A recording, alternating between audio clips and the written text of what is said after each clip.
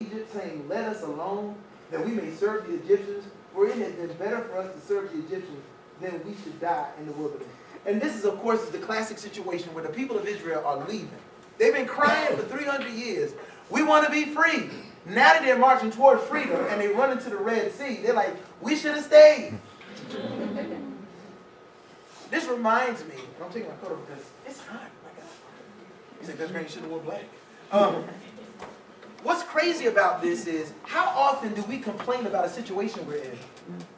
And when you're in the middle of transition and things don't line up, now you wish you would stay. Or you complain. You don't necessarily say you should have not gone, but you start complaining. Look at them and say, that ain't you though.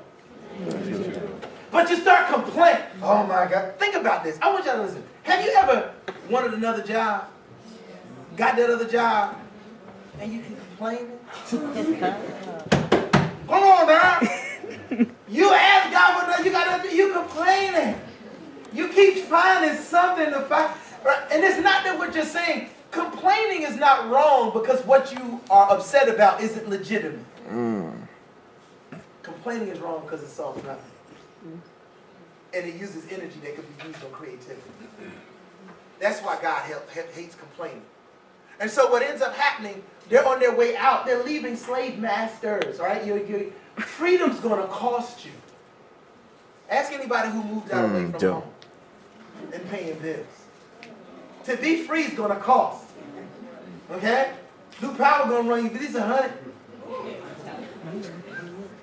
You better get on that Roku, whatever, because that cable with Spectrum, they hit you over the head.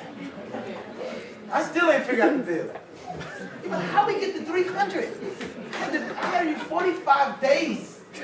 Oh, it's because the next month. No, we're not. Don't give me future bills. But anyway, the bottom line is they're complaining. And what ends up happening, they say to them, were there not graves in Egypt? In other words, they say you could have buried us there. You could have buried us in Egypt. We could have stayed stuck there. This is a bad thing. I'm going to tell you right now, look at them and say, a Red Sea is coming. A Red Sea is coming. A Red Sea is a situation where how am I going to cross over from this? We have never faced this kind of a challenge. How can I make it?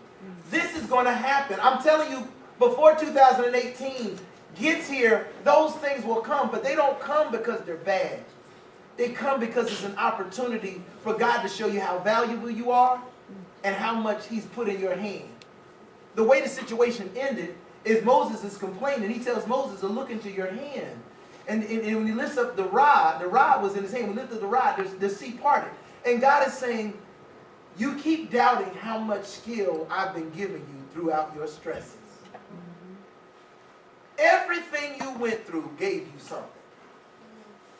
Some of y'all need to do inventory before this year is over. What did you get out of your challenge?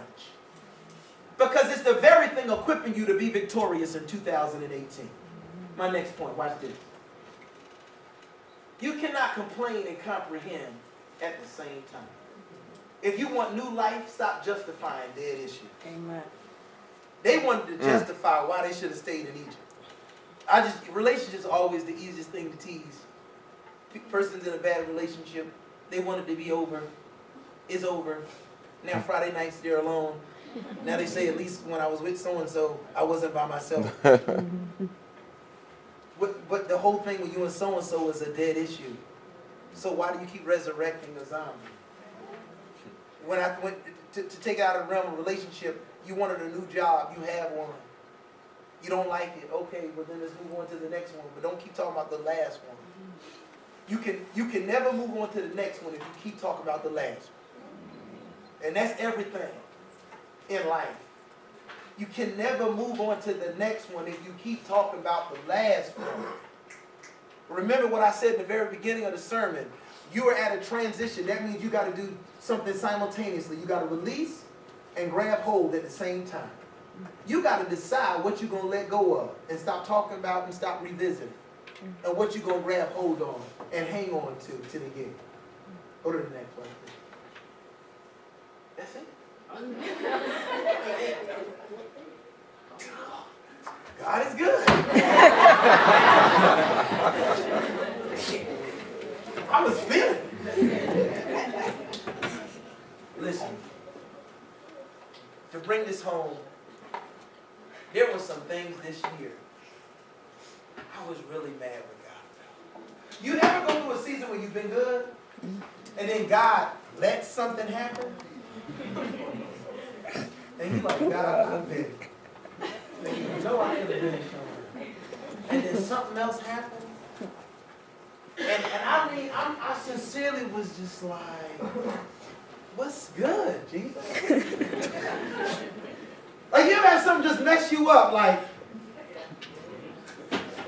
you got no words. And I can talk in case you didn't know. But I was like, really?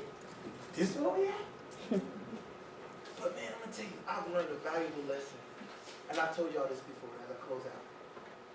He leadeth me beside the still waters. He restored us. Get your venting, complaining, anger, get that negativity out. Before this year closes, get to some still waters.